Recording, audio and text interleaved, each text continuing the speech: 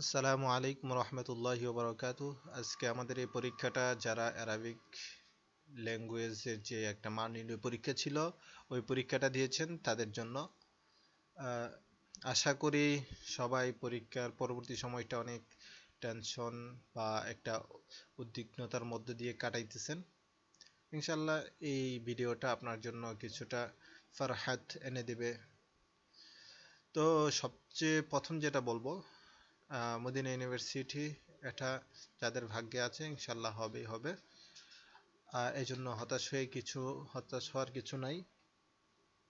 তারপরে যেটা বলবো এটা হচ্ছে যে সর্বপ্রথম আমাদের এখন কাজ হচ্ছে আমরা প্রাত্যহিক নামাজের পরে দোয়া করব যে আল্লাহ যেন আমাদের সবাইকে মদিনা ইউনিভার্সিটিতে কবুল করে নেন।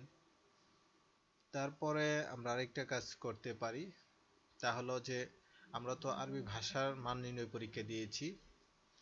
তো যেহেতু এটা ভাষা মান নির্ণয় পরীক্ষা ছিল, এই জন্য আমরা এখন থেকেই আরবি যে আঞ্চলিক ভাষাগুলি আছে আঞ্চলিক ভাষার উপর একটুখানি প্র্যাকটিস করা উচিত। বিশেষ করে যারা প্রথম দ্বিতীয় তৃতীয় এবং চতুর্থ সেমিস্টারের ভর্তির উপযুক্ত বা নিজেদের এমন রেজাল্ট তো আমরা সবাই দেখে ফেলেছি। তো রেজাল্ট দেখা সত্ত্বেও আমরা তো জানি যে আমরা কোন মুস্তাওয়াতে ভর্তি হতে পারবো। তো এই মুস্তাওয়া অনুযায়ী আমরা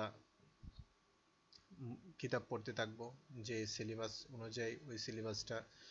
বিশেষ আমি বলবো সবাইকে বলবো যে আপনি প্রথম দ্বিতীয় তৃতীয় যেটাতেই হন না কেন, যদি চতুর্থ সেমিস্টার হয়ে থাকেন তাহলে প্রথম দ্বিতীয় তৃতীয় সেমিস্টারে যে সমস্ত বই আছে অ্যারাবিক ল্যাঙ্গুয়েজের উপরে ওরা পড়ায়, সিলেবাসটা সংগ্রহ করে ওই সিলেবাসটা অনুযায়ী কমপক্ষে দৈনিক 2 ঘন্টা করে পড়েন।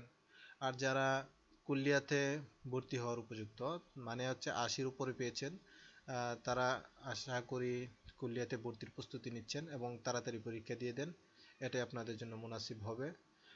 যারা পরীক্ষা দিতে পারেন নাই তারাও হতাশ হবেন না, আল্লাহর কাছে দোয়া করতে থাকেন, ইনশাল্লাহ আল্লাহ তাআলা চাহে তো আপনাদের জন্য একটা সুসংবাদ আসবে।